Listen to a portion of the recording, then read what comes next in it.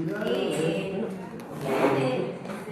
pero no por ello menos emotivo momento, vamos a dar inicio a un seminario taller sobre abordajes sociales con perspectiva de géneros y diversidad, ¿sí? Junto con Diana Brull, la licenciada que se desempeña en el campo de la salud en el Hospital Regional. Estuvimos tratando de construir, elaborar, reflexionar un seminario que nos pidió la cátedra este año que empecemos a transitar. Obviamente que está todo por modificar, por rever, ¿sí? A la hora de ir construyéndolo, la idea es que lo podamos hacer quienes participamos en él. Si bien nosotros desde un lugar de coordinación y de articulación, la idea es poder construirlo con ustedes. Cuando lo pensamos como seminario taller, lo pensamos desde ese lugar, desde que la perspectiva de género y diversidad de alguna manera la estamos conociendo, la estamos profundizando y la estamos transitando entre todos y todas. Por lo tanto, la idea de este seminario no es la idea de un auditorio que esté esperando recibir, sino de poder plantear las temáticas, las miradas y que podamos entre todos reflexionar, entre todas reflexionar y poder ir aportando cuestiones que vengan a la reflexión específicamente desde el abordaje social. Sí, obviamente que la teoría social, todo lo que tiene que ver con los aportes antropológicos y sociológicos van a dar luz a esta temática, ¿sí? Pero la gran intención en esto es poder entre todos revisar nuestros abordajes sociales, ¿sí? En clave de esta perspectiva. En particular, hoy invitamos a Ana Paula Rodríguez, compañera del CEDIR, así como el resto de los compañeros y compañeras abogadas que nos vienen acompañando a lo largo de todos estos años en el Seminario de Derechos Humanos. También en este seminario se incorporaron y estuvieron predispuestos a hacer su aporte desde la normativa vigente, ¿sí? Así que el primer encuentro va a estar relacionado con todo el encuadre normativo que esta temática tiene, tanto a nivel internacional como nacional, ¿sí?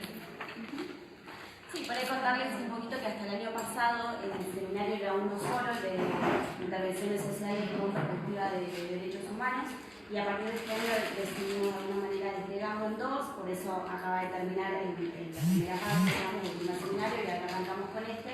Y bueno, nosotros cuando nos sentamos a pensar por qué era importante incorporar la perspectiva de género y diversidad en un seminario dentro de esta cátedra, se nos ocurrieron muchas cuestiones porque nos parece importante, pero por ahí para arrancar queríamos escucharlos a ustedes y que ustedes nos puedan decir por qué les parece importante que haya un seminario donde trabajemos cuestiones de género y diversidad. ¿A ustedes qué les parece?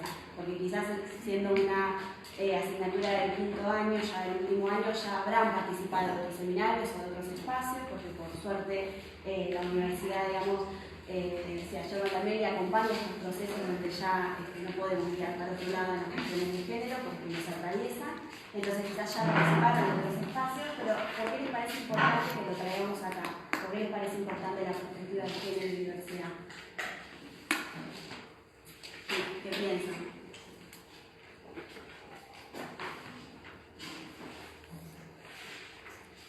No sé, bueno. Me encanta. Sí, también. Está muy bien. Es la hora de la merienda. Están pensando. Bueno. Cuando pensábamos esta cuestión, la pensábamos también desde el lugar en que ustedes, ya algunos se han incorporado a las instituciones, otros están ahí en semanas, en días, van a tener la primera entrevista con la trabajadora social o el trabajador social que los va a acompañar desde la institución. Así que nos parecía importante poder empezar a pensar en clave de género y diversidad. No sé si a ustedes se les planteó algún interrogante o se les planteó algún interés en relación a esta temática y el trabajo social, se les surge alguna idea en función de lo que No. dice Diana.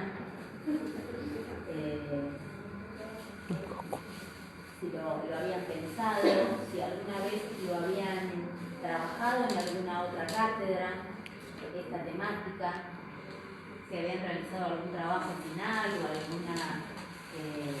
algún trabajo práctico en relación a la temática, por ahí recuerdan haber seleccionado este tema para alguna otra materia, no sé, algo que les remita a la temática de géneros y diversidad, tienen para compartir o para consultar.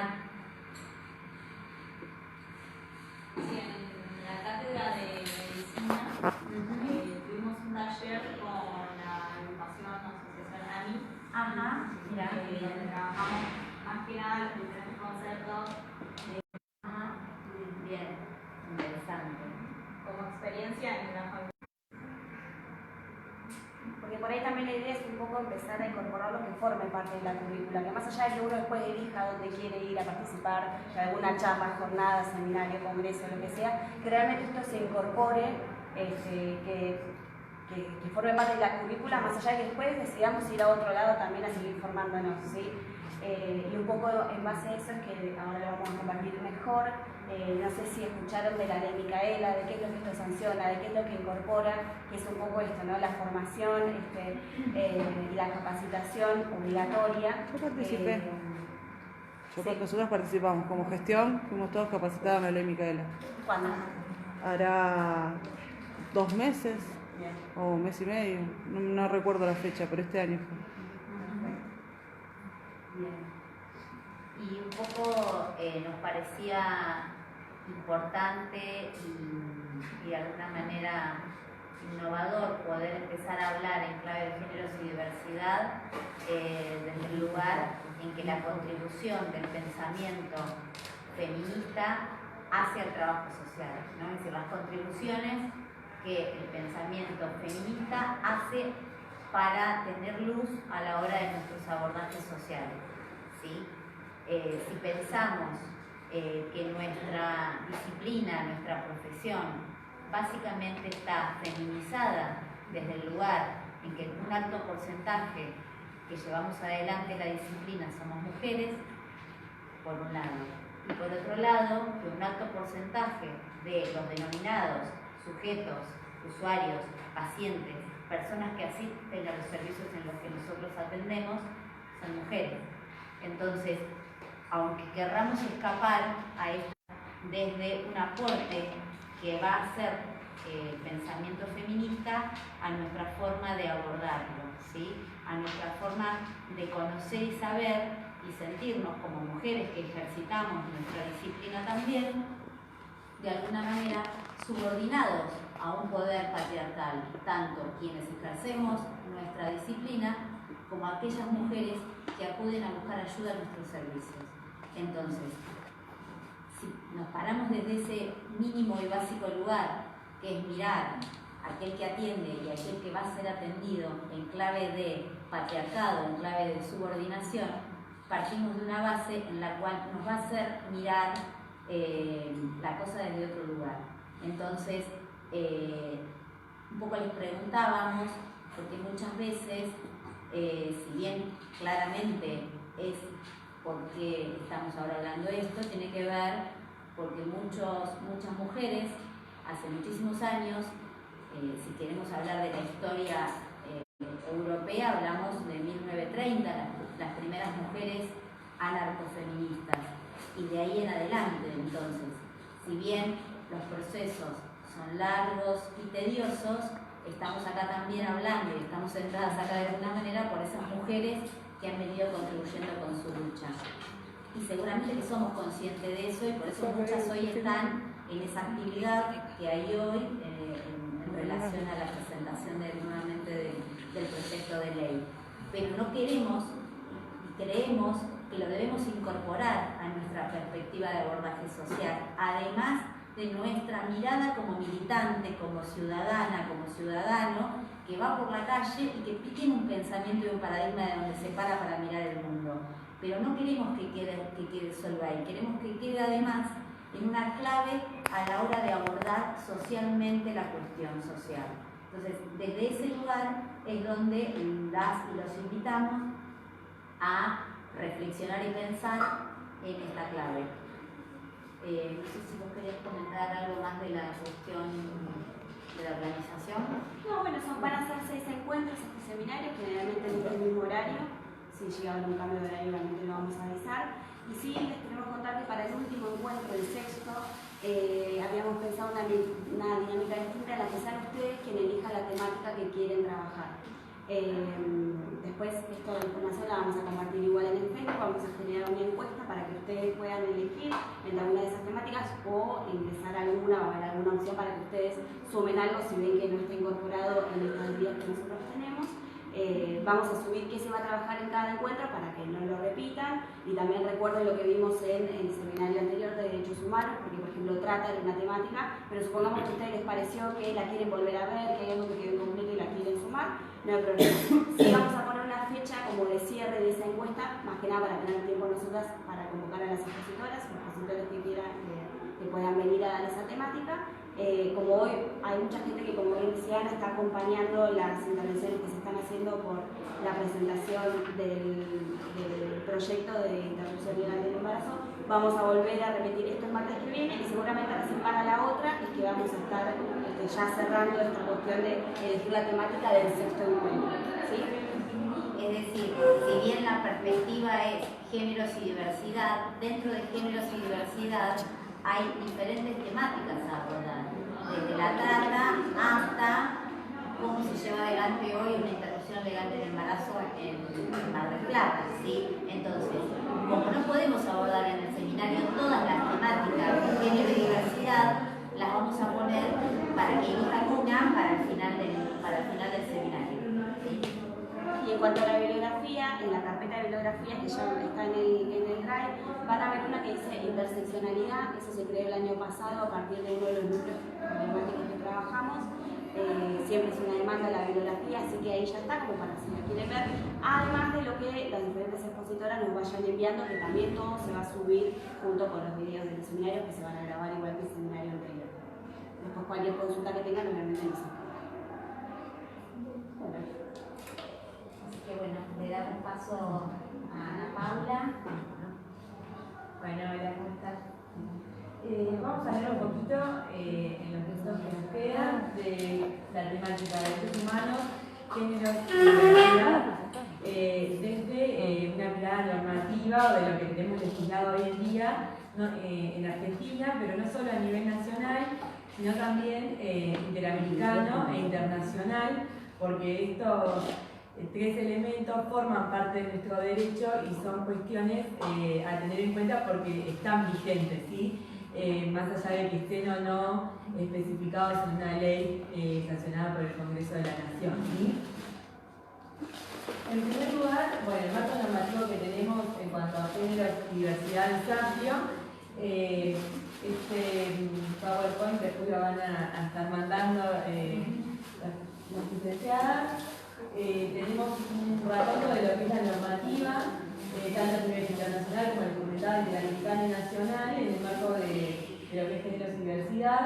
Tenemos en primer lugar la Convención sobre la Eliminación de todas las formas de discriminación contra la mujer, la Convención Interamericana para prevenir, sancionar y erradicar la violencia contra la mujer, que es Convención sobre el Pará.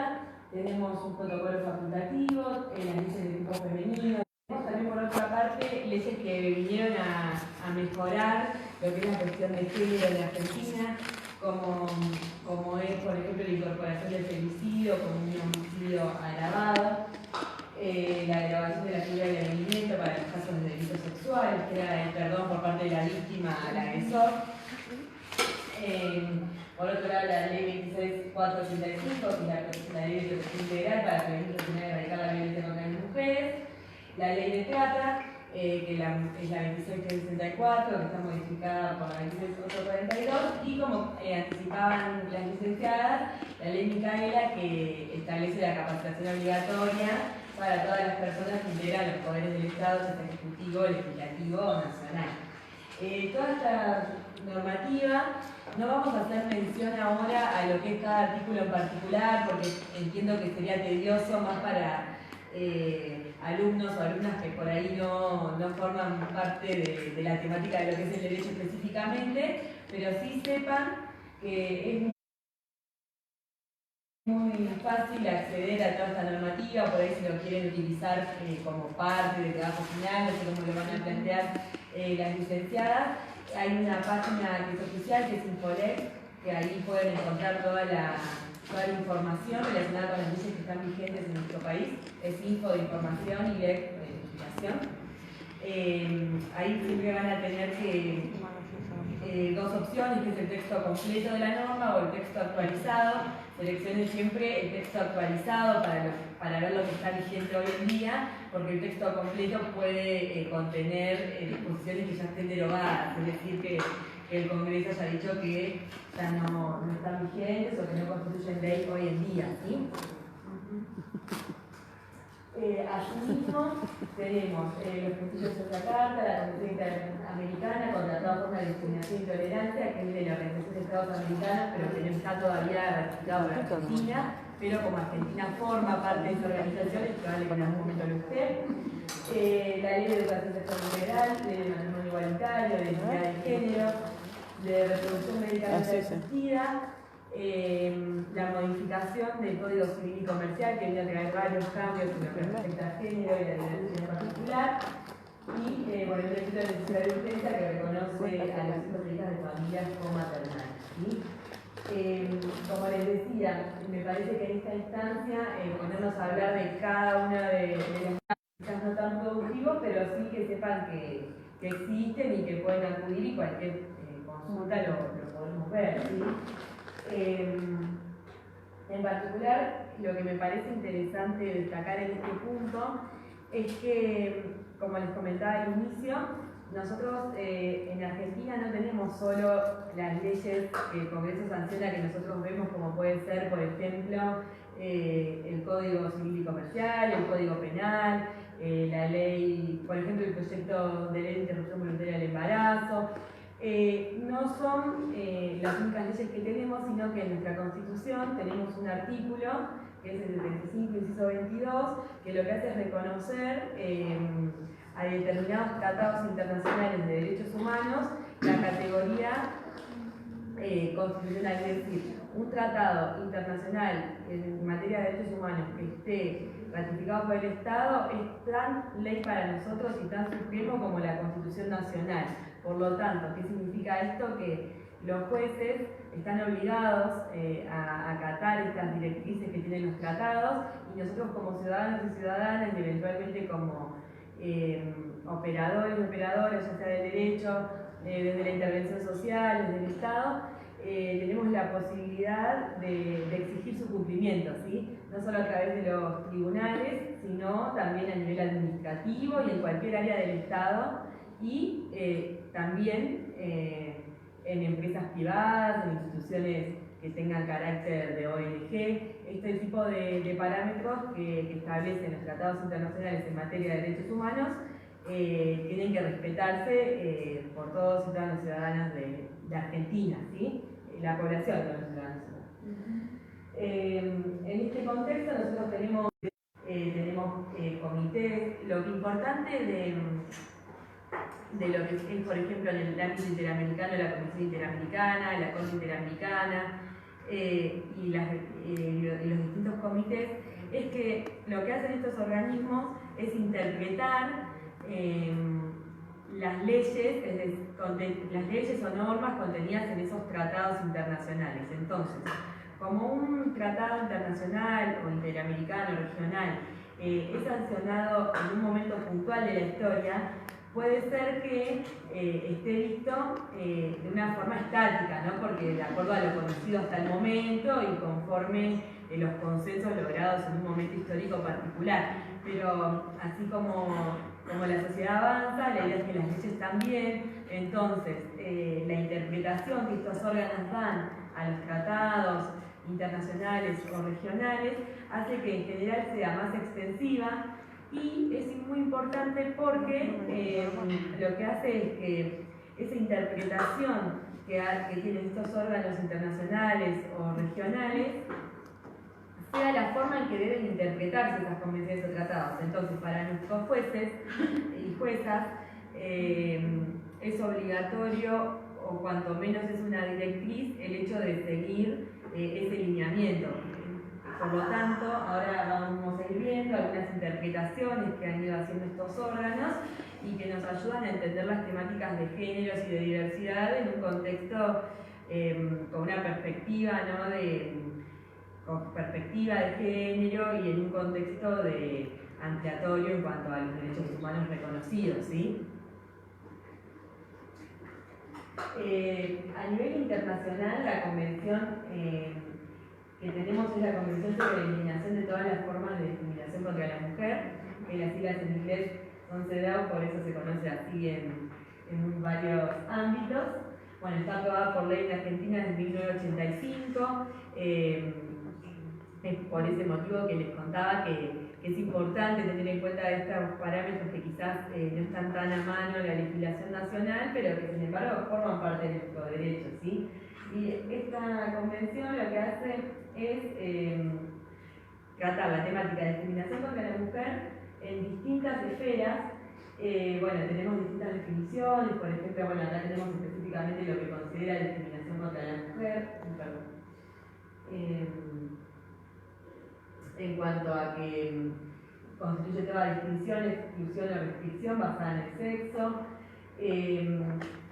hace algunas acotaciones en cuanto a que se basa en la igualdad del hombre y la mujer, de los derechos humanos y de las libertades fundamentales, y como les comentaba, en distintas esferas que son la política, la económica, social, cultural, civil e incluye cualquier otra esfera. Por lo tanto, esto lo podemos aplicar al ámbito laboral, al ámbito intrafamiliar, que quizás es el más complejo porque se da en un ámbito de mayor soledad, y establece algunos parámetros que tienen que tener en cuenta los estados que han ratificado esta convención para aplicar en los actos del Estado, ya sean no solo legislativos, sino, como les comentaba, en cualquier tipo de acto, porque la función del Estado no se agota en legislar, sino en aplicar estos estándares a cualquier acto que realice, ya sea en una esfera administrativa, en una esfera de una institución de la salud, de educación, e incluso para garantizar que estos derechos en el Estado se cumplan dentro de lo que son los hogares y las distintas familias, ¿sí? Bueno, que las diferentes medidas que toma habla acerca de la protección efectiva de los derechos de las mujeres y de la eliminación de la discriminación con un acceso efectivo a la justicia, exhorta a los estados a que deroguen las disposiciones que constituyan discriminaciones contra la mujer, como les explicaba o comentaba hoy el tema de, por ejemplo, la figura del alumbramiento, que era una figura bastante cuestionada en el Código Penal. Las medidas de discriminación positiva o medidas de acción positiva, esto es interesante porque parte de la desigualdad existente a nivel real entre la situación de los hombres y de las mujeres y de otras diversidades en cuanto a que históricamente no han tenido acceso a las mismas oportunidades, no hemos tenido acceso a las mismas oportunidades, siempre hablando en un plano de igualdad formal e igualdad real, porque desde las leyes por ahí sí no van a encontrar hoy en día distinciones tan alevosas entre hombres, mujeres y otros géneros, pero sí vamos a encontrar que a la hora de acceder a determinado tipo de derechos vamos a encontrar determinadas trabas o límites que están quizás no explícitos, pero sí que los encontramos a diario en la realidad. Por ejemplo, en el marco de lo que son las acciones positivas que puede tomar el Estado, es interesante un caso que se resolvió en Buenos Aires, que es el caso Fredo, y era la empresa de helados. Resulta que esta empresa solo tomaba empleados hombres porque consideraba que para el tipo de trabajo no estaba capacitada una mujer porque, por ejemplo, había que levantar un carro que contenía helado de determinada cantidad de kilos, ¿no? Entonces, directamente no se permitía a la mujer ni siquiera acceder a una entrevista de trabajo, ni a meritarla en cuanto a sus capacidades, sino que se excluía de las ofertas laborales. Bueno, se inició una acción y lo que se resolvió fue que esta empresa tenía la obligación de tomar desde ese momento en adelante solo trabajadoras mujeres hasta compensar, claro, e igualar esta inequidad existente, ¿sí? Entonces estas medidas quizás son curiosas para verlas desde el ámbito de lo privado, ¿no? Por eso me resulta interesante el fallo, en cuanto a que uno por ahí piensa que el Estado puede tener de alguna manera injerencia en todo lo que tiene que ver con lo público, con lo que es la esfera de competencia del Estado, pero sin embargo todas estas disposiciones que nosotros vemos y las interpretaciones que vamos a estar viendo rigen no solo para el Estado, sino también para los particulares. Y no solo es obligación de los particulares acatarlas, sino que el Estado tiene responsabilidad a nivel nacional e internacional por no hacer que los particulares cumplan con estas disposiciones. Y entonces, cuando hablamos de que vieron que es muy común por ahí el discurso de, bueno, yo tengo un emprendimiento privado, por lo tanto hago lo que quiero, contrato a quien quiero, porque contrato en base a capacidades o en base a lo que yo considero. Bueno, eso no es tan así porque siempre estos parámetros tienen que basarse en criterios objetivos e inclusivos, no discriminatorios. Y estas pautas que están protegidas, como son de géneros y diversidad, siempre se tienen que respetar. Pasaría exactamente lo mismo si, por ejemplo, un particular se niega a contratar a una persona solo en razón de su orientación sexual. Es un acto que, por ahí los particulares o el imaginario popular es que esto puede ser así, siempre y cuando no sea un establecimiento estatal, pero no, y tenemos la posibilidad de reclamarlo y de accionar y de que los jueces tienen la obligación de fallar en ese sentido. Por lo tanto, me parece importante que tengamos en cuenta esto, ¿sí? Eso mismo que contaste de la idea que la Cámara de Plata había pasado con Alpino, Ajá. individuos también creo que Ahí tenían un inconveniente, y también basado en esta cuestión de que la mujer no podía realizar algún tipo de trabajo, tenés idea de qué sí, con la capacidad de exigencia que contaban que el hombre por ahí tenía como mayor fuerza y eso para realizar el trabajo de la ley. Bien. Sí, eso también está pasando bastante y siempre es un reclamo que se va repitiendo con los choferes de colectivo. Las empresas de colectivo también se niegan en muchas oportunidades a contratar mujeres, de hecho no. Es más, el secretario general Sí. del sindicato Sí. tuvo algunas apreciaciones un poco felices. Tal cual, exactamente. Exactamente.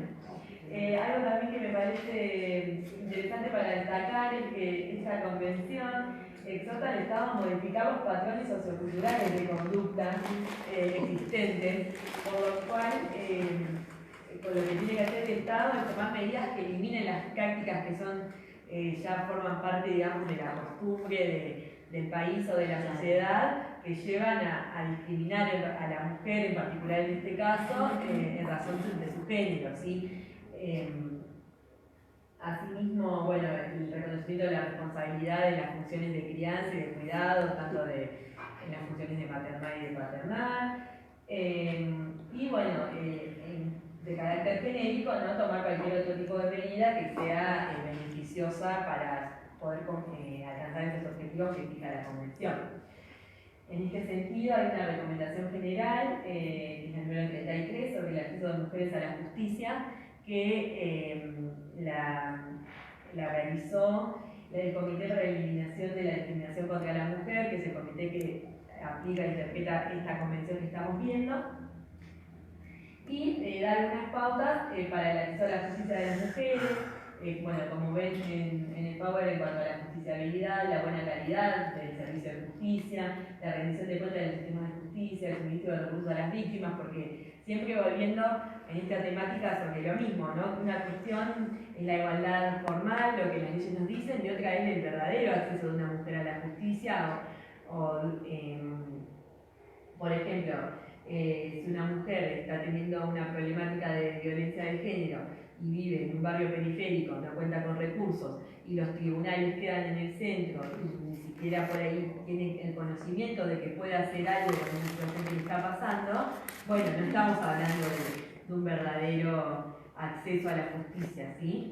El hecho de que una mujer tenga la posibilidad, o sea, que la ley diga que puede acceder a la justicia no significa que efectivamente pueda acceder, que así sea, ¿sí? Bueno, y eso hoy en día, bueno, las licenciadas lo verán mejor porque por ahí es su ámbito de intervención, pero pasa mucho, ¿no? El hecho de mujeres que quizás no conocen la posibilidad de acceder o que conociéndola no tienen por ahí dinero para el colectivo, no tienen con quién dejar a sus hijos o hijas, ¿verdad?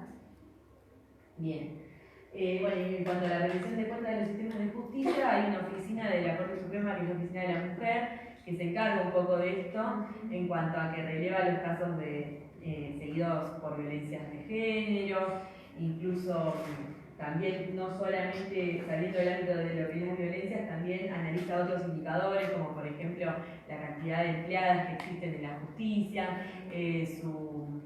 lo compara con la cantidad de mujeres ejerciendo cargos de decisión, jerárquicos, que bueno, es bastante alevoso. Eso pertenece a la Corte Suprema, es la Oficina de la Mujer, y está a cargo de la doctora Jaiton de Nolasco, que es una de las juezas de la Corte Suprema. Ahí pueden acceder también por la página y ver todo este tipo de datos que están bien interesantes, y por otro lado también la página de la Corte tiene la normativa en materia de género, la tiene relevada, clasificada, está bueno, sí. Asimismo, este comité que estábamos mencionando, que aplica la Convención contra la Discriminación contra la Mujer, hace algunas recomendaciones a los estados en cuanto a lo que deben hacer en este plano. Tomar medidas para evitar la marginalización de las niñas, concientizar y fomentar la capacidad de todos los agentes del sistema de justicia para eliminar estereotipos de género, incorporar perspectiva de género, que eso es un poco lo que viene a hacer la ley Micaela, ¿no? Pero, sin embargo, bueno, como todas estas cuestiones son progresivas y no globales, porque, por ejemplo, en el ámbito de la justicia, hoy en día existen capacitaciones en materia de género, de perspectiva de género, de diversidad, pero que de momento no son obligatorias para todas las empleadas, por ejemplo, empleadas. Por lo tanto, bueno, tenés la posibilidad de hacerlo, pero termina haciéndolo el que le interesa la temática, y por ahí no, justamente este tipo de leyes lo que vienen a hacer un poco es a romper con esa estructura y a que sea una cuestión accesible y obligatoria para todas las agentes. Bueno, luego también promociona lo que es la institucionalización de sistemas de asistencia jurídica y de defensa pública, así como programas de promoción de estas temáticas, que es importante también para que todos los conozcamos. A nivel interamericano tenemos la Convención Interamericana para la Prevención, Sancionar y Erradicar la Violencia contra la Mujer, que es conocida como Convención de Belén do Pará. Está aprobada por Argentina desde el año 1996, y esta convención habla en particular de las violencias contra la mujer en razón de su género, y también es bien amplia en el mismo sentido que la convención anterior, en cuanto a que no se limita a lo familiar o a lo laboral, sino que habla siempre de violencias, y tenemos las diferentes esferas donde una mujer puede estar involucrada, ¿sí? Bueno, en el preámbulo, por ejemplo, hace referencia a la manifestación de las relaciones de poder históricamente desiguales entre mujeres y hombres, y me parece importante porque es el lugar desde donde nos está hablando esta convención, ¿no? Por eso cuando recurre, por ejemplo, este tipo de tratados o instrumentos a lo que son las medidas de acción positiva, que era lo que hablábamos en el caso Quedo, por ejemplo, está basado en esto, en que históricamente las mujeres y los hombres estuvieron posicionados diferentes, por lo tanto es necesario hacer medidas a los fines de equiparar en la realidad esta desigualdad. Bien, ahora no sé si tienen alguna apreciación, algún aporte, cualquier cuestión que quieran plantear, porque la idea es que sea un intercambio, no aburrirlos con normativa.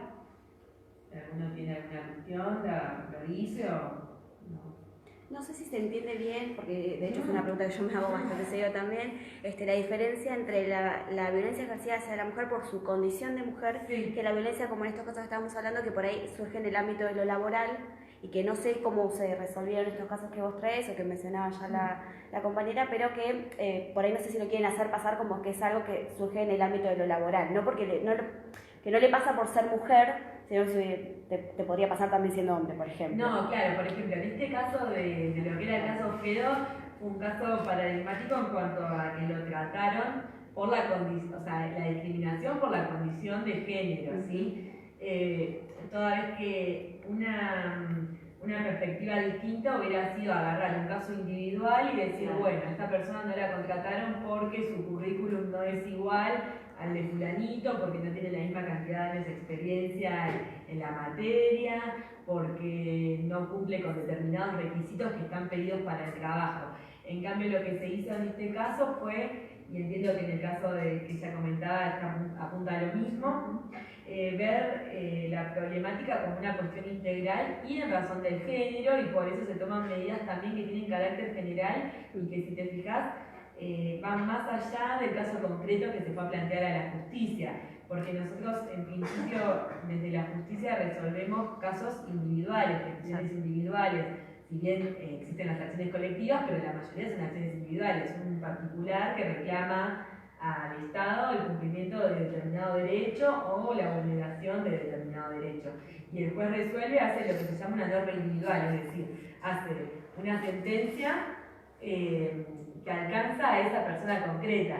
Lo que tienen de particular estos casos es que no solamente afectan o legislan para la vida de esa persona que fue a plantear el caso, sino también para la vida y la situación de personas incluso indeterminadas, porque en este caso exhorta o obliga a la empresa a contratar mujeres por tiempo indeterminado hasta equiparar, y esas mujeres no surgían de determinada lista ni gente que necesariamente ya había presentado su currículum, sino indeterminadamente y sí por cuestiones de género. Perfecto. Bien, la Corte Interamericana, que es este órgano que les comentaba, que es muy importante en cuanto a la interpretación que hace de lo que son los tratados y las convenciones interamericanas, y que asimismo es la que responsabiliza a los estados si no cumplen con esta normativa a nivel interno. Ha fijado distintos estándares en materia de género y de diversidad que me parecen interesantes. Hay un caso que es Campo Algodonero versus México del año 2009, en el cual lo que se hace es responsabilizar al Estado de México por la desaparición de forma sistemática, reiterada, de mujeres, como pasa en muchos países, incluido el nuestro, pero lo responsabiliza particularmente por la falta de diligencia en las investigaciones, ¿sí? Habla del deber de prevención que deben tener los estados en estos casos, que llega tarde el Estado cuando investiga a partir de una denuncia. Lo que debería apuntar justamente es a evitar este tipo de casos. Algo interesante me parece que la Corte recuerda que la impunidad fomenta la repetición de las violaciones de derechos humanos, es decir, si uno sabe que va a adoptar determinada conducta, que es muy probable que el Estado no cuente con la capacidad para perseguir este tipo de delitos, como puede ser en particular la trata de personas, por ejemplo, en este caso, que es uno de los motivos de las desapariciones de mujeres, se fomenta la realización de este tipo de actividades, porque una persecución eficaz de alguna manera les alienta estas prácticas, ¿sí? Por ejemplo, dice la Corte específicamente que cuando existen indicios o sospechas concretas de violencia de género, la falta de investigación por parte de las autoridades de los posibles móviles discriminatorios puede constituir en sí mismo una forma de discriminación basada en el género, es decir, una mujer que ya de por sí está siendo discriminada, que está sufriendo una violencia, elige formar su proyecto de vida al lado de una mujer. A raíz de eso, el juez de menores considera que no es beneficioso para la vida de sus hijas que esta mujer esté a cargo de las funciones de cuidado y que ejerza la responsabilidad parental en relación a estas personas, en particular, más allá de la responsabilidad, la custodia de las niñas, ¿sí? considerando que esa elección o ese proyecto de vida podía ocasionarles un perjuicio a los menores en este caso concreto, ¿sí? Entonces, la Corte lo que dice, este caso, bueno, tramita la vía interna en Chile y llega a la instancia interamericana, ¿sí? Era una jueza la madre. Y lo que dice la Corte en este caso es que exigirle a la madre en condiciones y sus opciones de vida implica utilizar una concepción tradicional sobre el rol social de las mujeres como madres, según la cual se espera socialmente que las mujeres lleven la responsabilidad principal en la crianza, y en pos de esto tendría que haber elegido privilegiar la crianza de los niños y niñas, renunciando a un aspecto esencial de su identidad, ¿no? Es decir, que debería haber, como el Estado consideraba que la mujer, que no era una buena opción de vida para ella como madre, debería avalar esto. Significaría decir que debe privilegiar el aspecto de la crianza por sobre cualquier aspecto constitutivo de su vida, o sea que va más allá de, después lo vamos a ver más en cuanto a que no se puede discriminar en razón de la orientación sexual, pero más allá de eso me pareció interesante en cuanto al estereotipo de lo que debe ser una madre, ¿no?, para el Estado, y que se baja esa línea, que un poco por ahí lo habíamos comentado hoy, en cuanto a que a veces por mantener el status quo, ¿no?, un poco habíamos hablado de eso. Preservar por ahí la estructura Claro. sobre la función, ¿no? Como que también es eso, que tenga que tener estas nenas una mamá y un papá y criarse en ese ámbito familiar, por sobre la función que, o sea, maternal y paternal, no, sí, que corresponde a la vida heterosexual. Claro, exacto. Asimismo, conforme el interés superior del niño, que es lo que siempre, y de la niña, que siempre se debe respetar, una madre que simplemente tiene una orientación sexual que no es heterosexual no debería ser privada, ¿no?, lógicamente del ejercicio y de su rol. Bueno, hay otro caso que es el caso de Guatemala del año 2015, que lo que sostiene la Corte en este caso es que la creación de estereotipos de género es una de las causas y consecuencias de las violencias de género en contra de la mujer, que se agrava cuando se reflejan en políticas y prácticas del Estado o de las autoridades estatales, ¿sí? En este caso concreto había sido la desaparición también de una joven que, según las autoridades policiales, bueno, algo que lo vemos mucho en el discurso por ahí en los medios de comunicación o en algunos sectores de la sociedad, se había debido a la vestimenta que utilizaba o a la conducta de vida que llevaba, que por ahí es uno de los argumentos que se suele utilizar, ¿no?, para deslegitimar el reclamo de justicia. En cuanto a las reparaciones, la Corte Interamericana, cuando sanciona o responsabiliza a un Estado por incumplir con estas medidas, como las que veníamos viendo, lo puede condenar a hacer distintos tipos de reparaciones. Y en general no solo tiene que ver con la reparación económica a la víctima o a su familia, sino que también, como dice la Corte acá, estas reparaciones tienen que tener una vocación transformadora, porque entonces muchas veces lo que hace la Corte no es solamente condenar una reparación económica, sino también a otras medidas como pueden ser la capacitación obligatoria en determinadas áreas, la creación de un espacio de memoria o de reflexión para fomentar el respeto por los derechos que han sido vulnerados en este caso concreto. Y ahora les muestro algunos ejemplos en esta materia, ¿no?, de género y diversidad. Por ejemplo, actos de disculpas públicas, que brindan asistencia médica, psicológica y psiquiátrica a las víctimas, implementar órganos jurisdiccionales especializados. Eso es muy importante porque si estamos, por ejemplo, en la investigación de un delito contra la integridad sexual, el hecho de ir a declarar en una comisaría, que a la víctima se le vuelva a preguntar por ahí, a veces por un agente varón, detalles que no son necesarios a los fines de la investigación, por ejemplo, no hace más que revictimizar y no ayuda en el proceso de recomposición, ¿no?, que debe tener esa persona que ha sufrido alguna violencia. Y, por ejemplo, otro de las reparaciones que que ha dispuesto la Corte es implementar protocolos de búsqueda de mujeres desaparecidas, ¿sí?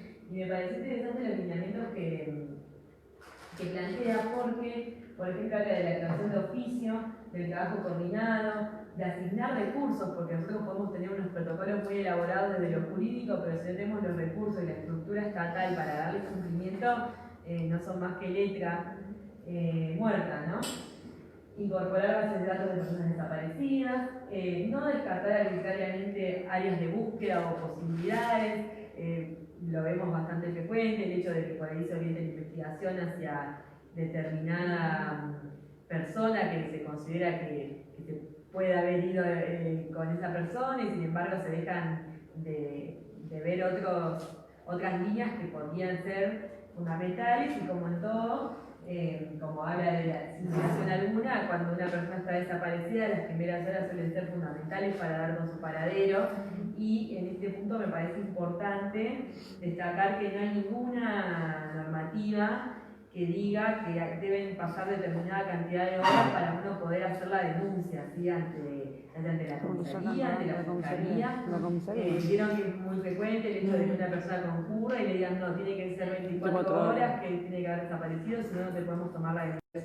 Que la policía no tiene facultades, esto lo dice expresamente el Código Procesal, no tiene facultades para elegir si toma o no toma una denuncia, hablando vulgarmente, ¿no? Es decir, si uno va a la comisaría y quiere hacer una exposición o denunciar un hecho, lo que tiene que hacer el personal policial es dejar asentado lo que uno denuncia, ¿sí? Eventualmente es el fiscal o la fiscal, el juez o la jueza la persona que va a determinar si eso es un delito o no lo es y si se va a iniciar una investigación o no se va a iniciar y se va a archivar. Pero la policía no tiene ningún tipo de facultad para decir si estamos ante una actividad delictiva o no. Sí, la policía tiene, digamos, la posibilidad de hacer actuaciones de prevención en la calle, si ve que se está cometiendo un delito, si hay no una sospecha, pero sí que hay motivos suficientes como para sospechar que se ha cometido el delito, no una sospecha porque sí basada en el olfato policial, sino con elementos objetivos. Pero más allá de eso, si uno recurre a la comisaría, no pueden decirnos en ninguna circunstancia que no nos pueden tomar la denuncia, porque eso es algo que veo bastante frecuente, que dicen, no, fui a la comisaría y no me quisieron tomar la denuncia. Porque también la consulta ha hecho que sean determinadas comisarías, o sea, hay comisarías especializadas acá, claro, y supuestamente solo ahí se tiene que denunciar, no, y en verdad... en todo caso hay que remitirlo internamente, bueno, cada uno tendrá su trámite y el órgano que va a intervenir, bueno, será una cuestión de organización interna, pero claro, el ciudadano o la ciudadana tiene derecho de acceder a denunciar y a poner en conocimiento de las autoridades cualquier actividad que considere delictiva sin pasar por ese primer filtro policial, digamos, que es donde por ahí se pierden todas estas cuestiones. Una mujer que fue violentada, por ejemplo, un caso frecuente por su pareja, que va a la comisaría y le dice, no, bueno, no podés denunciar porque no sé, porque seguís viviendo con él, porque no tenés marcas, porque no tenés pruebas, no. Hasta donde yo sé, sin problemas, sin pasar por toda esta cuestión, ¿no? Que es bastante engorrosa, más porque la persona de por sí está pasando una situación que es compleja y que está vulnerada en sus derechos, en su integridad. Está pasando por un proceso psicológico seguramente movilizador, y el hecho de tener que dar con estas trabas administrativas, bueno, obviamente que no ayudan, ¿no? A encauzar una solución. Por lo tanto, yo creo que en esos casos lo mejor es o recurrir a la fiscalía o bien, bueno, tenemos también por ejemplo la línea 144 para poder denunciar telefónicamente. Eso también es una vía, y eso lo que ingresa por esa vía sí es conducido a...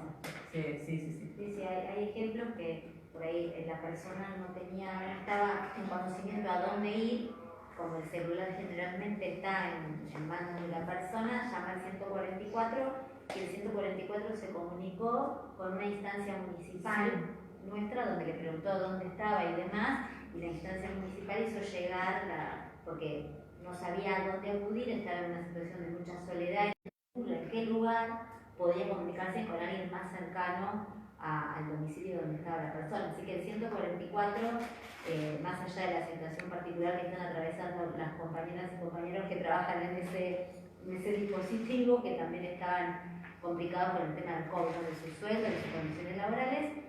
Están los audios, están las transcripciones, y no solo para casos personales o individuales, sino que también, por ejemplo, bueno, yo trabajo en el ámbito de la justicia y he visto varias veces que hay causas por trata de personas con fines de explotación sexual en particular, que se inician a partir de llamados al 144 a una persona que tiene conocimiento de que en determinado establecimiento podrían haber víctimas de trata de personas, ¿sí? Denunciando domicilio o nombres, bueno, o distintos elementos con los que cuente el ciudadano o la ciudadana. Y esto tiene la particularidad de que tiene bueno, si bien las denuncias pueden ser anónimas si no lo pide, tenés la certeza o la tranquilidad como ciudadano o ciudadana cuando estás queriendo denunciar algo que quizás te pone en peligro, ¿sí? Que podés denunciarlo de forma anónima y que el Estado después sea el que lleva adelante la investigación con los datos que vos brindás. Entonces, bueno, eso también es una instancia. Bueno, después otra de las medidas que sugiere la Corte, los programas de educación en cuestiones de género destinados a la población en general, que esas son cuestiones que, bueno, las tenemos por ahí, pero no de forma masiva o obligatoria, lo cual sería importante. Y ahora volvemos a lo que era lo que le comentaba el caso de la mujer en Chile, Atala Rifo, que había demandado por su derecho a ejercer la maternidad y las funciones de cuidado y de custodia en relación a sus hijas menores de edad, que tenía la particularidad de que tenía una orientación sexual distinta a la heterosexual y por ese motivo había sido privada, ¿no?, de ese derecho. La Corte Interamericana en este caso afirmó que la orientación sexual y la identidad de género son categorías que protege la Convención específicamente, y que, bueno, esto por ahí no es el caso estrictamente en nuestro país, porque tenemos la ley de identidad de género y porque estamos un poco más en la ley de matrimonio igualitario, estamos un poco más avanzados en estas cuestiones, pero que el hecho de que un país considera que los derechos de estas minorías sexuales no están reconocidos, no puede interpretarlo de ese modo porque está obligado a seguir con las directivas de la Corte Interamericana y de estos tratados internacionales que haya ratificado. En particular, después tenemos en materia de género, de orientación sexual, de diversidad sexual, hay dentro también de lo que es la Corte Interamericana, a veces la Corte no falla sobre un caso concreto que haya ocurrido en el interior de un país, sino que a pedido de otro país hace opiniones consultivas en las cuales interpreta determinados artículos de la Convención. Y en particular en este caso, lo solicitó Costa Rica en cuanto a las temáticas de identidad de género, igualdad y no discriminación a parejas del mismo sexo, ¿sí? Lo que me resulta interesante de esta opinión consultiva, que luego si les interesa se las mando junto con el Power a las licenciadas para que lo distribuyan, es que contiene un glosario en el cual, bueno, como comentabas que la alumna que había visto en uno de en medicina social, ¿verdad? Contiene diferentes conceptos en materia de géneros y diversidad que por ahí les pueden llegar a ser útiles para la consulta. Tenemos, bueno, que es una persona trans, travesti, bisexual, tenemos todo tipo de, qué es expresión de género, qué es estereotipo de género, si bien obviamente siempre puede haber otras interpretaciones desde lo doctrinario, desde las diferentes corrientes de pensamiento sociológico, antropológico, bueno, es una fuente que es oficial y que cuanto menos se puede citar como referencia, ¿sí? ¿De qué año es esta? Del 2017 es esta opinión consultiva, sí. Bastante reciente. Sí. Bueno, y en particular hace referencia también a lo que es el reconocimiento en los registros civiles, en el caso de nuestro país, de la identidad de género de la persona, que bueno, que no puede ser condicionada a verificar de algún modo en la realidad cómo esta persona se autopercibe, sino que basta con su deseo, con su expresión y con su exteriorización ante la autoridad correspondiente, sin poder exigir ningún otro tipo de requisito, ¿sí?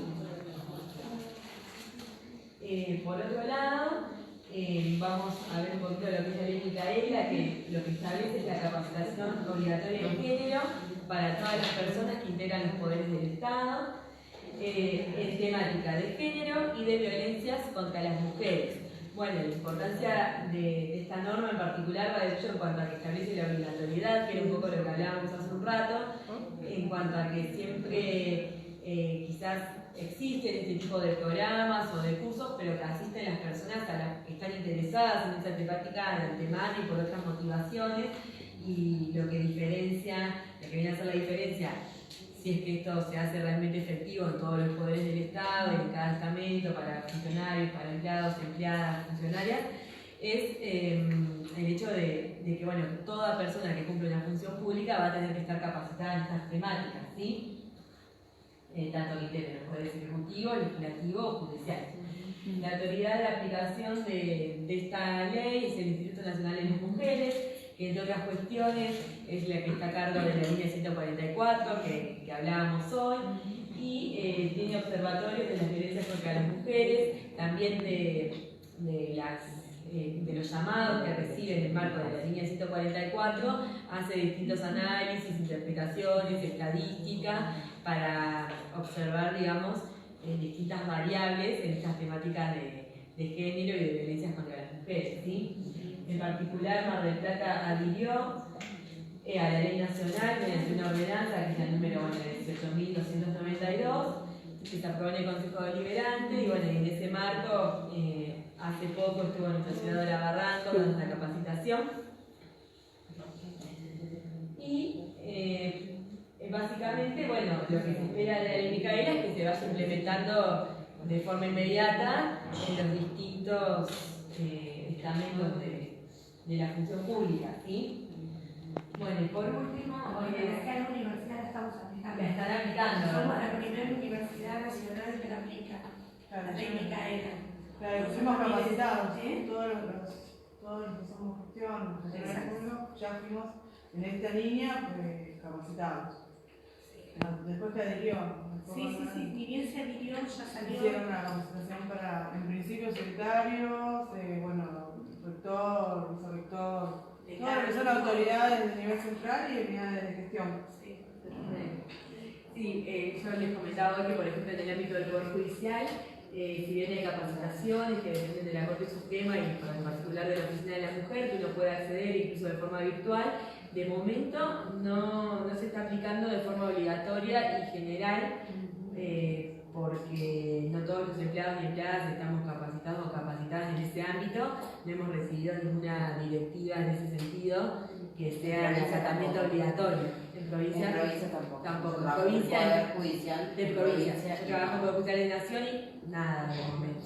De hecho, tenemos estos fallos que vino de los jueces locales. Que sacó la Secretaría de Políticas Universitarias, hay una convocatoria para que todas las universidades nos presentemos presentando proyectos y programas de formación de personal universitario, docentes, de estudiantes y de creación de unidades de atención para estos problemas. Así que creo que sigue creciendo esto. Claro. Sí, es que además tiene que estar en permanente desarrollo porque son cuestiones que se van actualizando a diario. Pero bueno, por ejemplo, en el ámbito del Poder Judicial, que es un ámbito en el cual se toman decisiones en relación a la vida de las personas, a su libertad y a sus derechos fundamentales, me parece que debería ser de carácter inminente su cumplimiento para, claro, su implementación, para poder capacitar al personal. Es interesante el tema de la ley Micaela, primero y principal, porque bueno, lo que hace de alguna manera, en el caso del municipio, por ejemplo, la primera implementación fue a través de una reunión a nivel salud de los coordinadores de las salas, coordinadores de centros de atención primaria de la salud. Hablo de salud, Secretaría de Salud. Y la verdad que muchos coordinadores en su mayoría no son mujeres y en su mayoría son trabajadores sociales ni psicólogos, son enfermeros o odontólogos o médicos. Y la verdad que la primera capacitación que hubo fue casi como, fue como llamativa la actitud que tuvieron todos, porque como es una capacitación que llamó a ser el secretario de salud, en donde tenían que ir sí o sí todos los coordinadores, o sea, ya eso implica que estén todos presentes. Y todos esos presentes tenían que llevar a por lo menos a un profesional del sistema de su CAPS para que empiecen a escuchar más o menos la línea en donde se trabajaba. Para muchos era la primera vez que escuchaban hablar de género y diversidad. Para muchos era la primera vez que escuchaban que estaban obligados a garantizar accesibilidad a una mujer en situación víctima de violencia de género. Y cuando digo la primera vez, porque estaban como naciendo a la vida ese día. Yo estuve en esa capacitación y escuchaba, o sea, ahora es distinto, decían. Ahora salían de la capacitación diciendo, ahora es distinto, ahora lo que tenemos que hacer, estamos obligados a, digo, como que los avances estos que vos, Paula, por ahí decías, en otros lugares se dejó como a la opción de ir o no ir, en este caso nos vino bien la actitud del secretario de salud, que suele ser de alguna manera, en algunos casos, un tanto autoritario, en donde se baja línea. Acá funciona porque están todos los coordinadores de sala escuchando a abogadas, psicólogas, sociólogas que empezaron a trabajar el tema, y entonces, bueno, no les quedó otra que escuchar y recibir la normativa de cómo se tienen que hacer las cosas. Antes generalmente lo hacíamos los trabajadores sociales, los psicólogos, algún médico generalista más sensibilizado con la temática. Entonces, bueno, el tema del marco normativo no es poca cosa, al contrario, son generalmente ganancias que se han tenido en las luchas en la calle por situaciones como el caso de Micaela García, pero digo, son realmente avances abismales. Por lo menos en nuestra secretaría, en donde las cuestiones venían trabajándose bastante mal, por lo menos no les quedó otra que escuchar ese día la capacitación, y muchos salían con la impronta de, che, ahora lo que hay que hacer es esto. Espectacular, espectacular, porque entonces ahora vos, trabajador, agente de la salud, no solamente estás respaldado por tu código de ética y tu quehacer profesional, sino además por una ley y por una normativa vigente que está haciéndose cumplir por un funcionario, en este caso, del Ejecutivo, ¿no? Como es el secretario.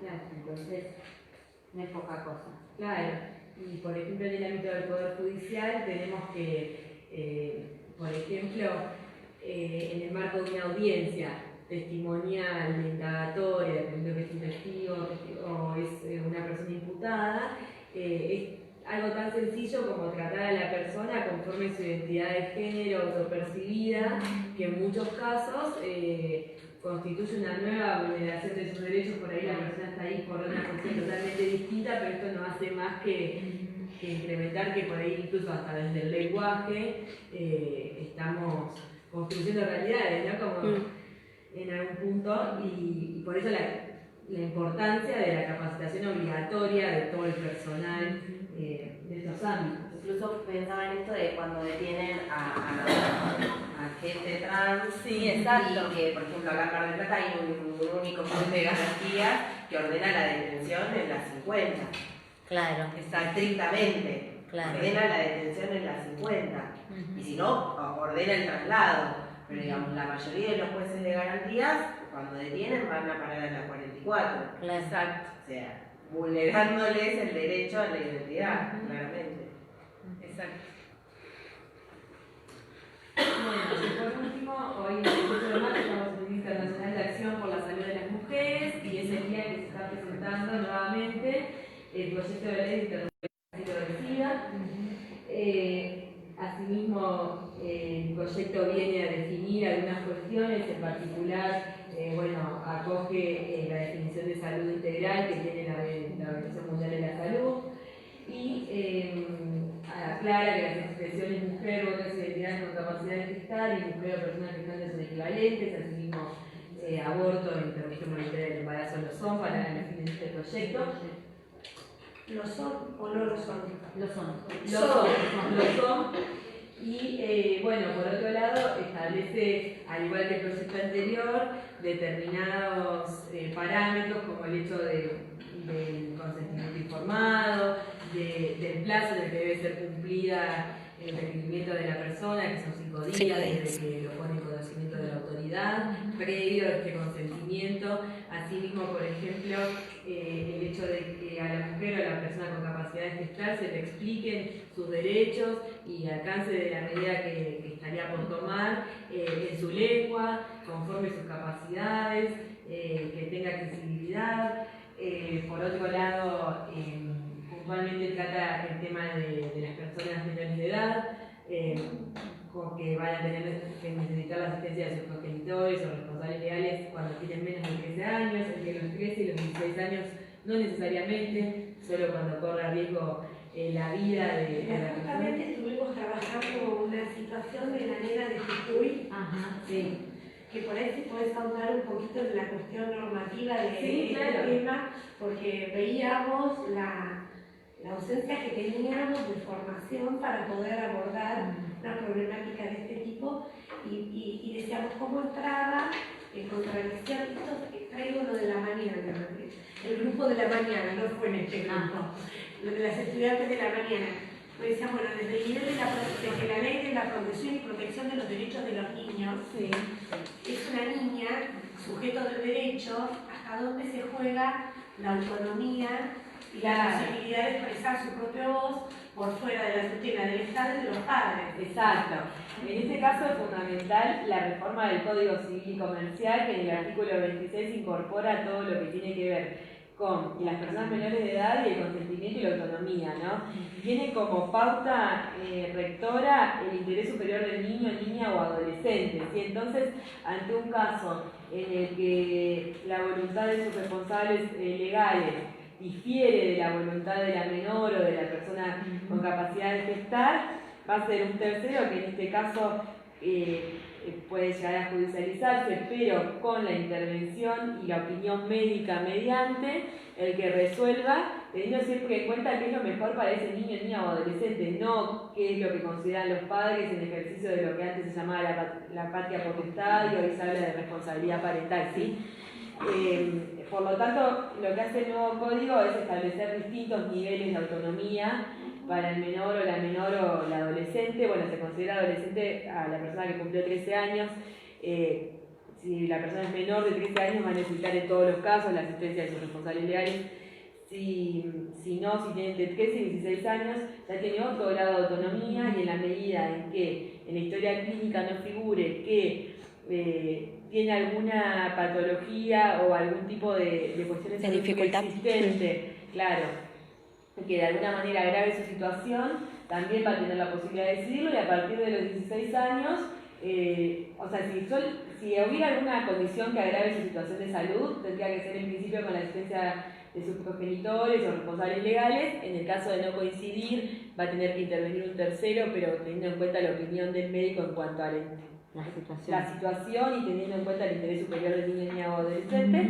Y una persona mayor de 16 años ya está en capacidad de decidir plenamente en relación a su cuerpo y a la decisión que quiere tomar en este sentido, ¿sí? Esto ocurre muchísimo. Esto es, bueno, el caso de la niña de Tucumán es un caso terriblemente Jujuy, grave y extremo, pero cotidianamente en los centros de atención primaria de la salud surge el desconocimiento de los agentes de salud en cuanto a las modificaciones del Código Civil para que las niñas y los niños y adolescentes accedan por voluntad propia a la atención de la salud y por lo tanto a un método anticonceptivo. Es decir, es un factor de no accesibilidad el hecho que no vayan con un adulto. Entonces, ellos no van con un adulto y no les quieren entregar un método anticonceptivo si tienen entre 13 y 16 años.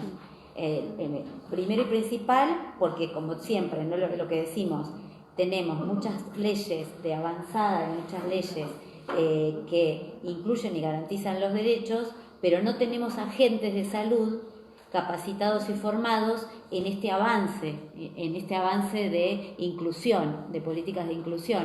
Entonces, generalmente los y las trabajadores sociales nos conformamos como los agentes de salud que salimos, cuando suceden estas cuestiones y tomamos conocimiento, a poder tener un intercambio con nuestras compañeras y compañeros para niños a partir de los 13 años. Y el interés superior del niño, más allá de también, si por ahí acuden con algún adulto que por ahí no quiere que esta niña o niño acceda a un método anticonceptivo. Entonces, por eso es importantísimo, y por eso volvemos al inicio del seminario hoy, cuando pensar en clave de derechos humanos, de géneros y diversidad apunta directamente a mirar la cuestión social desde otro lugar. Es decir, no nos podemos apartar, porque además generalmente quienes acuden a los sistemas de salud son las mujeres, sean niñas, adolescentes, madres o personas adultas mayores, en su porcentaje son mayorías mujeres. Entonces, acá en este caso es doblemente vulnerada la niña o la adolescente porque va sola, porque no se le quiere entregar un método anticonceptivo, y ni hablar de cuando llegan a la guardia. Cuando llegan a la guardia, que las guardias son nuevas en la atención primaria de la salud, que son con el bendito SAME, que además son profesionales de la salud sin residencias, sin capacitaciones, son profesionales que egresaron de la universidad y se ponen a trabajar y los toman en una guardia.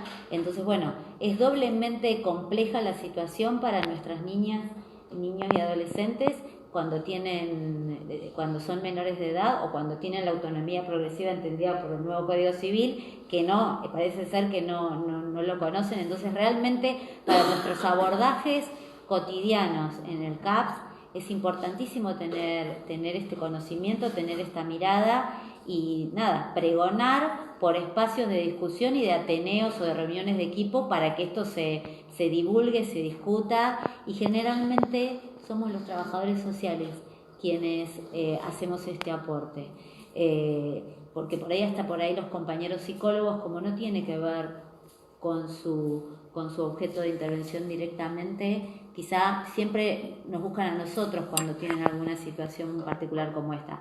Entonces, nosotros tenemos una gran responsabilidad dentro de los equipos de salud y en especial con las niñas y niños y adolescentes, de generar, construir, repensar abordajes que tengan esta mirada, ¿sí? Porque es uno de los grandes faltantes en los equipos de salud. Hoy hablábamos en el tema de escuchada. Ajá. Primero, saber qué quiere decir.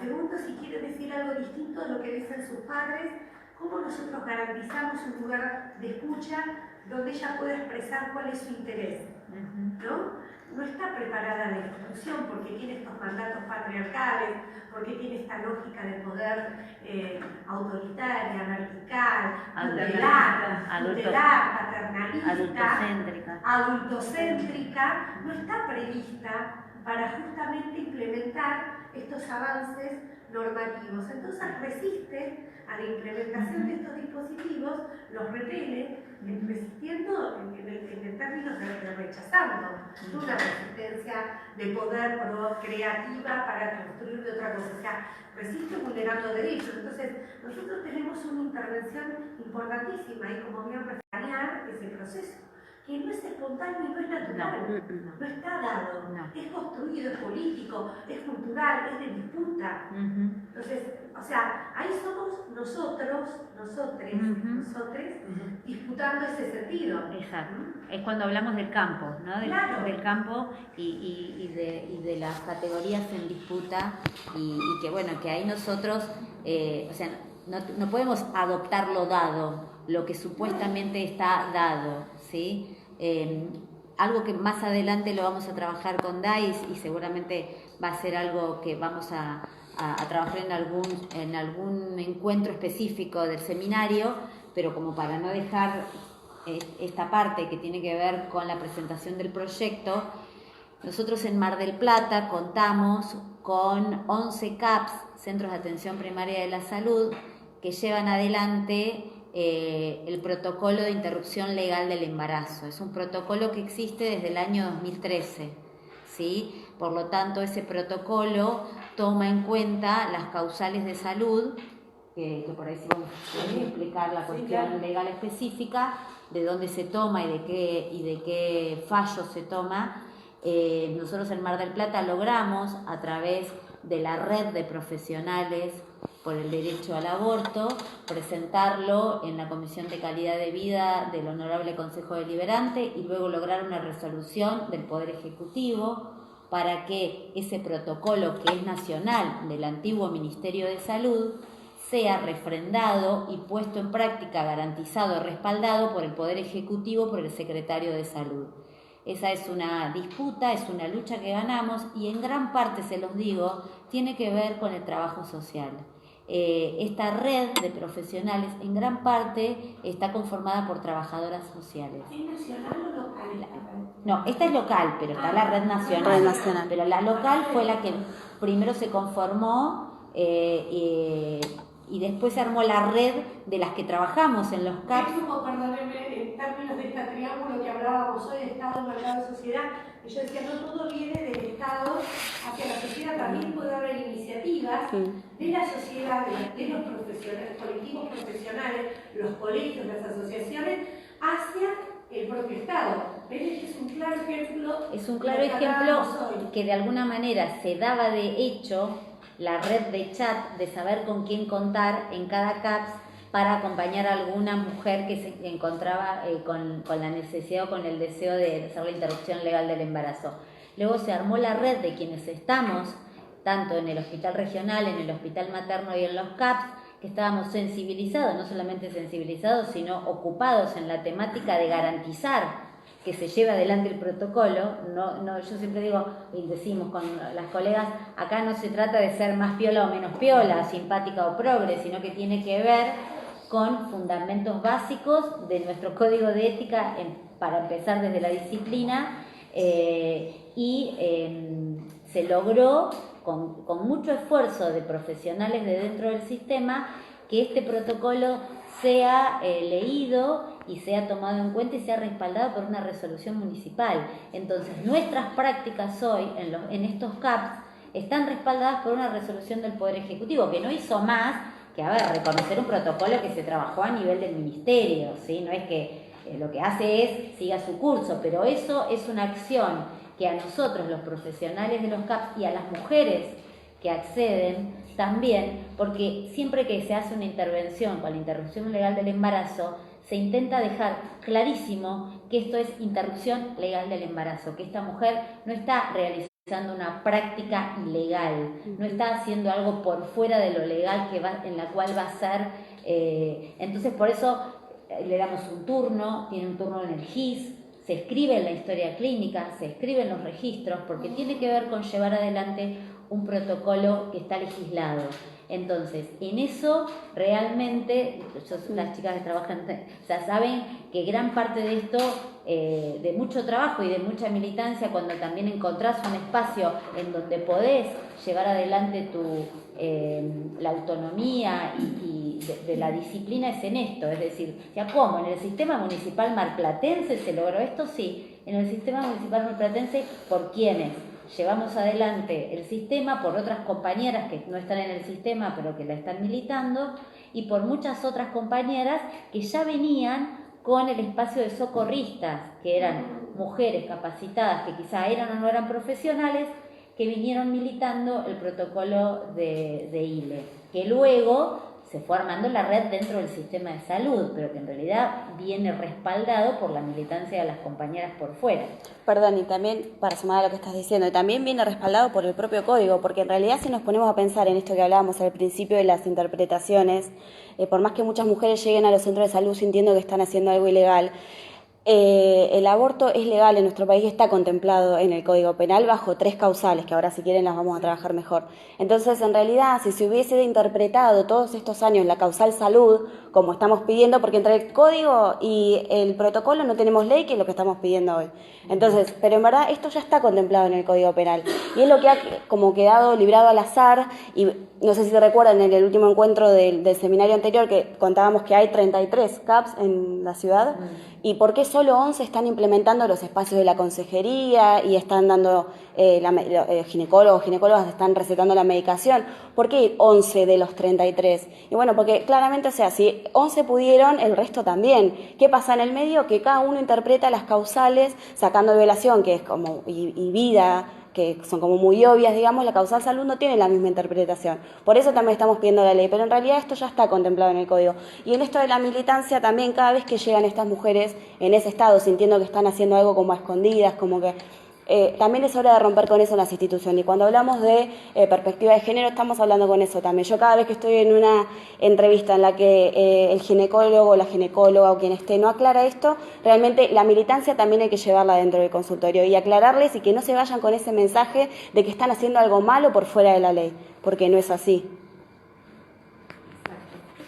Sí, en este sentido me parece importante destacar que el proyecto de interrupción legal del embarazo, que se va a estar presentando nuevamente hoy en el Congreso de la Nación, o que se estuvo presentando hace momentos,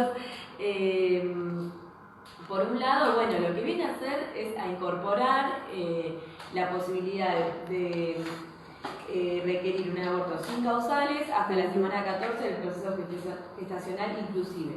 Pero eso no significa que no sigan vigentes las causales que tenemos hoy en día y que permiten que la interrupción voluntaria del embarazo sea legal. En este sentido, nosotros tenemos el Código Penal que, si bien sigue sancionando o reprimiendo la práctica del aborto en determinados supuestos, tiene las causales que nos permiten a nosotros poder ejercerlo o poder a las mujeres o a personas con capacidad de gestar darles esta posibilidad sin que estén realizando una práctica de carácter delictivo, ¿sí? Es decir, cuando corre riesgo la vida o la salud de la madre o del embrión o feto, esto se puede realizar sin ningún tipo de inconveniente, entendiendo salud en un sentido amplio, que entiendo que se recurre al concepto de la organización de salud, ¿verdad? Que lo menciona el proyecto específicamente, que la salud es entendida como un estado de completo bienestar físico, mental y social, y no solamente la ausencia de afecciones y enfermedades. Nosotros partimos de este concepto y lo interpretamos en un sentido contextual, claro, situado, exactamente, vamos a ver que la mayoría de los supuestos van a encuadrar en esta causal que hoy es legal. Lo que pasa que, bueno, las personas que se niegan a la aplicación de este mecanismo, lo que hacen es partir de un concepto de salud antiguo, restringido, tradicional, y que lo que hace es, de alguna manera, limitar los derechos de las personas con capacidad de gestar, ¿sí? Por lo tanto, si nosotros tenemos en consideración que nuestro Código Penal tiene causales legales de interrupción del embarazo, si bien el proyecto es necesario y es importante y es fundamental justamente para todo este sector más conservador y tradicional de la sociedad y de los operadores, ya sea jurídicos, políticos, sociales en general, sí existen causales de las cuales podemos echar mano hoy en día para poder llevar adelante estas prácticas, como estaban comentando las licenciadas, ¿no? Y por otro lado, nuestro Código Penal habla de la otra causal, que es la persona que haya sufrido una violación, pero refiere específicamente, históricamente, desde 1921, en su momento a la persona idiota o demente, como se llamaba en aquel entonces, a las personas con discapacidad, ¿sí? A nivel jurídico. Entonces, lo que en este sentido lo que ocurrió fue el fallo FAL de la Corte Suprema de Justicia de la Nación, que hizo una interpretación amplia de este inciso y no solo incluye a la persona con discapacidad, sino a cualquier mujer, ¿sí? Es el mismo fallo que luego manda a implementar los protocolos a nivel nacional en todas las provincias, ¿sí? Es decir, hoy en día tenemos causales, como hablábamos un poco con la licenciada, son cuestiones de interpretación y la necesidad de la sanción de este proyecto, o de uno similar, pero en un sentido ampliatorio de derechos es justamente que pase a ser un poco como lo que hablábamos de la ley Micaela, ¿no? Instrumentos que ayuden a la obligatoriedad en el cumplimiento de determinados derechos. Pero hoy tenemos las herramientas y mientras la situación sea así, vamos a tener que recurrir a ellas para poder asegurar el derecho de las personas con capacidad de gestar a decidir sobre su proyecto de vida. Básicamente ese es el panorama que tenemos a nivel nacional, más allá de todas las discusiones constitucionales, convencionales, que también entramos en el ámbito de lo discrecional o en algún punto de lo interpretativo, pero tenemos las condiciones dadas legalmente para que estas prácticas estén habilitadas sin que sea una conducta delictiva. Sin embargo, la lucha por la sanción de la ILE continúa, porque de esta manera, como hablábamos hoy, tendería a la obligatoriedad y a un acceso pleno, ¿sí? Y a una operativización en todo el sistema de salud, pensándolo como sistema, ¿no? En donde todas las instituciones, de alguna manera, sus jefes, quien esté a cargo, lo va a tener que garantizar de alguna manera, más allá de aquellos profesionales que por ahí se autodefinan como objetores de conciencia porque no están de acuerdo con esa práctica. Entonces, esa va a ser la diferencia, ¿sí?, con la situación actual. Perdóname, ¿cómo se aplica esto en la objeción de conciencia? ¿Cómo se operativiza? No, es que como no tenemos ley de aborto, no hay una inscripción, no hay alguien que pueda un registro de objetores, porque no tenemos la ley. Se da de hecho esto que dice Day. Sí.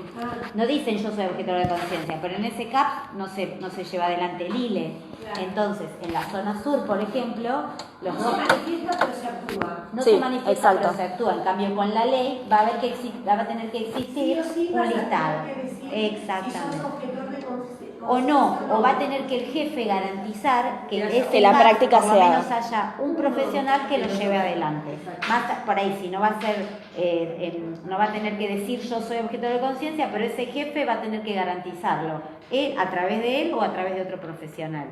Hoy se da de hecho, y por eso, como decía Day, de 33 CAPs hay 11 que los llevamos adelante porque tiene que ver con las discusiones que se dan hacia dentro de los equipos. Hay equipos en donde no se puede dar la discusión, o se obtura, o el único ginecólogo o el único generalista no lo quiere afrontar, o no por ahí desde lo discursivo, directamente desde la inacción. Exacto. ¿Sí? Y por ahí un punto importante que está presente en el proyecto que se presenta hoy es precisamente pronunciarse en contra de la objeción de conciencia institucional, que quizás no es el caso de Mar del Plata, que todavía podemos decir, bueno, llega una mujer solicitando esta práctica y si bien no se proclaman en contra, obstaculizan el proceso porque le dicen que tiene que ir a otro centro de salud, con lo que eso implica de traslado, pérdidas de tiempo, los días siguen corriendo y también avanza ese embarazo y avanzan las semanas.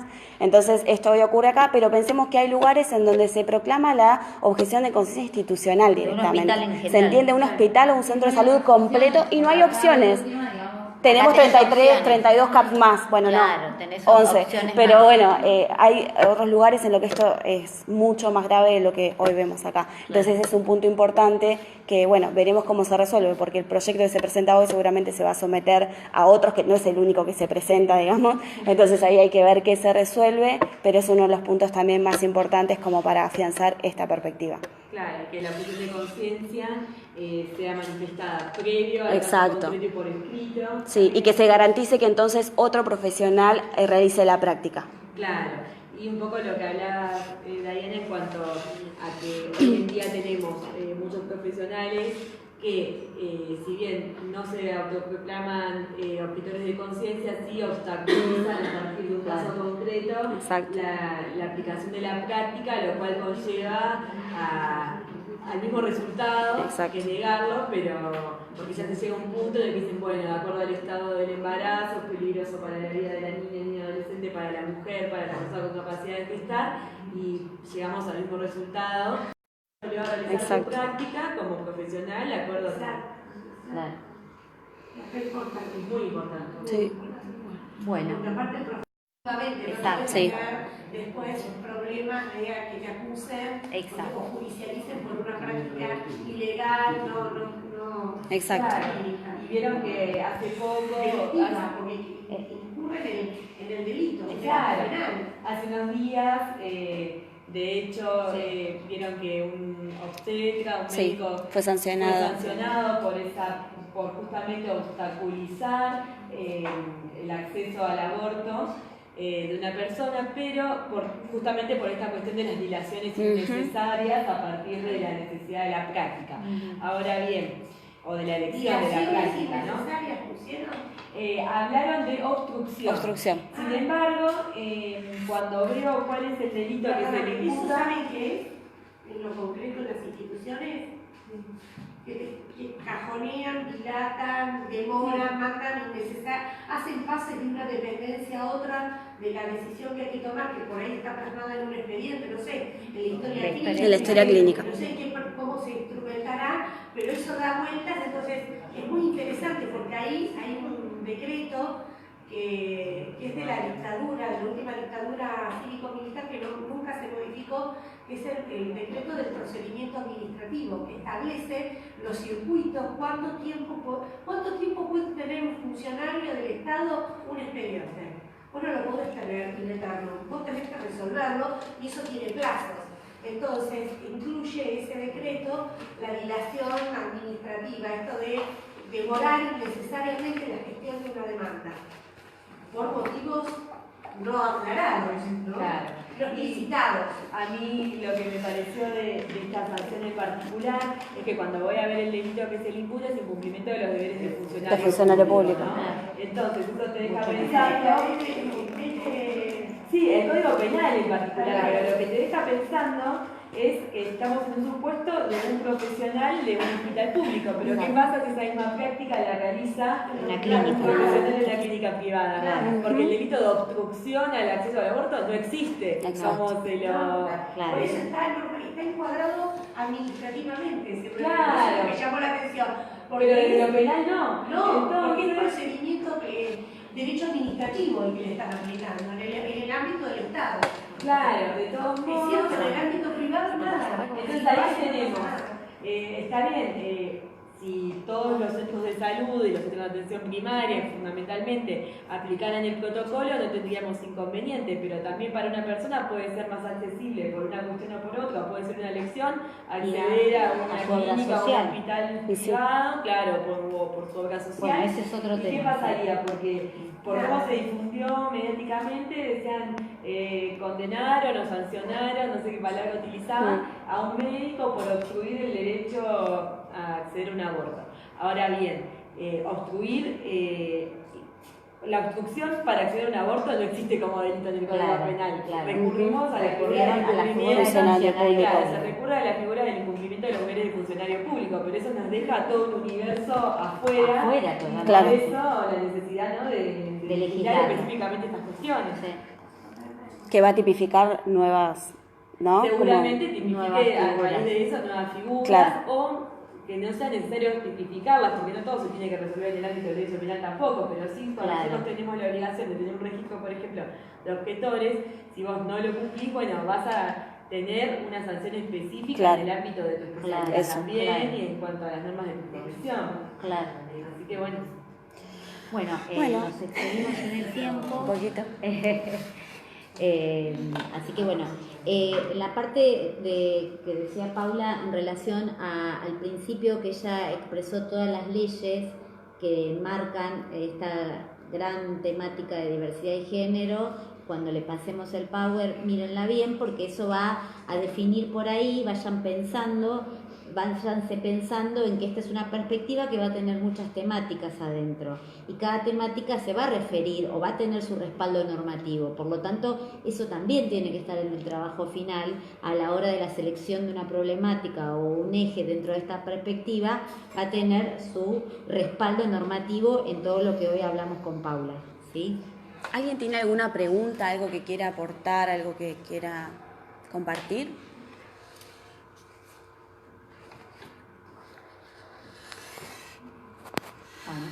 Bueno, finalizamos. Nos dejamos en paz.